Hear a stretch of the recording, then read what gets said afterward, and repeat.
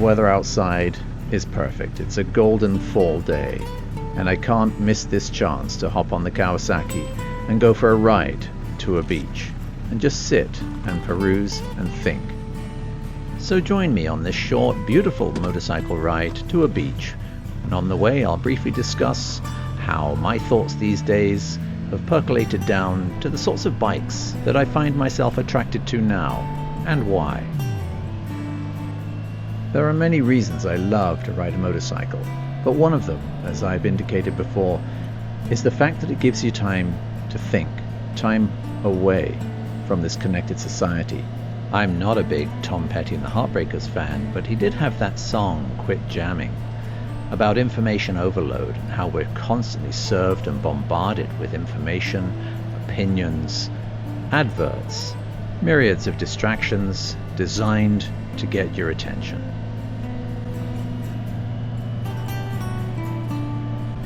And that is why I love riding a motorcycle. You can put in your earplugs, strap on your helmet, grab your handlebars, twist the throttle, and off you go, mind focused, letting life wash past you as you carve your way through those lovely streets. Sometimes that old familiar ride just takes you away from it all. When I was younger, I suspect like a lot of you, I used to want the fastest. I wanted that Ferrari. I wanted a Norton Commando 850. I wanted a Kawasaki Z1. It was the fastest of the day. I wanted to be successful. I wanted to be rich, wealthy, have the big house, the beautiful wife, and those international holidays. And I wanted people to respect me for my success. But as I've got older, I suspect like a lot of you, I've realized that success is not quite so easy to define. My definition of success has definitely changed. I don't have a huge house. I do have a beautiful wife and lovely children, and I don't most certainly have, as a few of you may have noticed, that Ferrari. As I've gotten older, I've discovered a truth that many do discover, and it is that the most important commodity isn't money, fame, fortune, or success, or being the fastest. It is time. Time is the most important commodity, and you cannot buy it. And of course, quite a few years ago, just like many, I discovered there are two types of people. Those that live to work. And many of us envy those people. They've found real solace in the job that they do, and they absolutely love to do it. So much so that in all their free time, they're still doing it.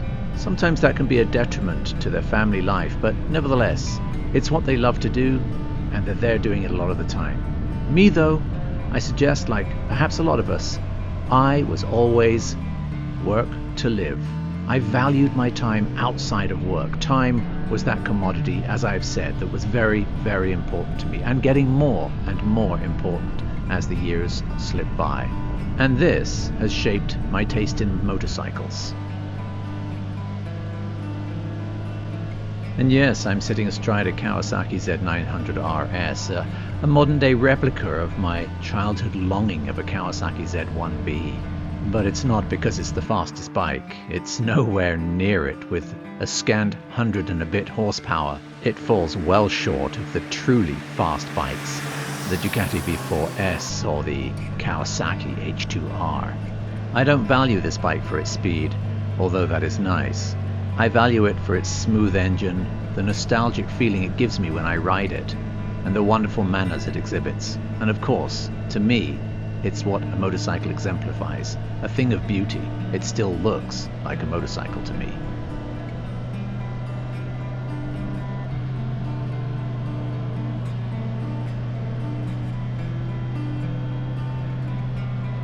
So for a long time now, I haven't even considered looking at those hyper-nakeds, super sports, those 200 horsepower motorcycles that can get you from A to B incredibly quickly, like riding a scalpel. They no longer appeal to me. I guess I'm getting old. Besides, my impression of going fast is a lot slower than most other people on bikes which aren't as capable, like my Kawasaki or my Moto Guzzi Grezzo, which of course I love as well, for the same reasons as the Kawasaki.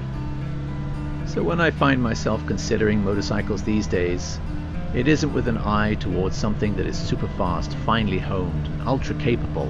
Instead, I tend to find myself drawn towards motorcycles with a little bit of character, something that stirs the soul, something that is deliberately not quick, something that I can spend time on and that isn't too frightening, something that makes me feel alive, without threatening to kill me every 6 seconds. Probably a lot of you are smiling to yourselves right now. You came to the conclusion that I've reached a long, long time ago, that perhaps the most important commodity in life is time, and therefore taking your time on something that isn't so threatening and more pleasurable to ride is perhaps the way to go. Besides, there's something to be said about having a smaller bike and thrashing it within inches of its life and still being legal and safe doing it. There's a fulfillment there. I know, certainly on my 400cc Husaberg, that is a very fulfilling bike, and it's fulfilling because you really can use most of the power on it. I hope they won't mind, but there are a couple of people that I've run into recently. Andy is a friend of mine and he rides a 650 Royal Enfield and looks like he has a blast, a lot of fun on that bike. There's nothing threatening about it at all. It's like an old friend, but it's got enough power to satisfy, not too much to do anything silly on. And then there was Rusty on his 350 Enfield, the Bullet. A lovely bike. He said a little underpowered, but so much fun. When I was up in the Lake District, I met a guy riding a Royal Enfield 350 among hundreds of motorcycles, most of them brawny, powerful, fast, and far too capable for the roads up there. He was the guy with the biggest grin on his face. He was having the most fun that I saw in all my time up in the Lake District on that little Royal Enfield 350. And of course, everyone's an individual. You should experience the bike you want to experience. But November's here and EICMA is about to happen. Many motorcycle magazines and outlets are going to bombard you with statistics and figures to try to entice you to get faster, bigger, more horsepower, more gadgets, more technology, to trade in your motorcycle on something bigger and more expensive. Very few of them are going to ask you to downsize, to take a Triumph Rocket and buy yourself a Bonneville 900 or an Enfield 650. I'm just saying, it's a possibility. It's something that perhaps more of us should consider. But what do you think? What's the bike that you would secretly downsize to, that you would trade in or get, or that you're currently riding and have never been happier? Let me know your story in the comments below. Don't forget to like, to share, and to subscribe. And thanks for coming along on this ride with me. Until next time, this is the Blue Marble Rider, out.